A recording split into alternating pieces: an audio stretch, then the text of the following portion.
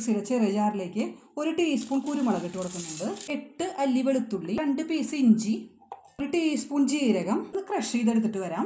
കടായിലേക്ക് 1 table spoon വെളിച്ചെണ്ണ ഒഴിച്ച് കൊടുക്കുന്നുണ്ട്. 1 ടീസ്പൂൺ കടുക്, വളരെ കുറച്ച് ഉലുവ മതി, 2 വറ്റൽമുളക് കട്ട് ചെയ്തത്, കറിവേപ്പില ചതച്ചെടുത്തത് ഇതിലേക്ക് ഇട്ട് കൊടുക്കുകയാണ്.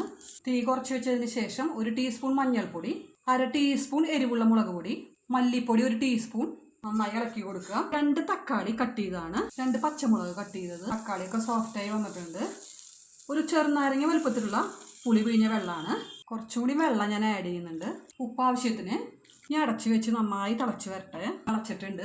ഇതിലേക്ക് ചെറിയ 2 പീസ് കായം ചേർക്കുന്നുണ്ട്. 1 ടീസ്പൂൺ ശർക്കര പൊടിച്ചതാണ്. ഈ സമയം പുളി ഉപ്പ് ഒന്ന് ചെക്ക് ചെയ്തോളൂ, കുറവുണ്ടെങ്കിൽ ഒന്ന് ആഡ് ചെയ്തേക്കണേ. ഇനി ഒന്നുകൂടി ഒന്ന് തിളച്ച് വരട്ടെ. ഫൈനലായിട്ട് നമുക്ക് നന്നായി മല്ലിയില ഇട്ട് കൊടുക്കുക കേട്ടോ. തീ ഓഫ് ചെയ്തിട്ടുണ്ട്. അപ്പം നമ്മളുടെ ഓണം സ്പെഷ്യൽ രസം റെഡി ആയിട്ടുണ്ട്.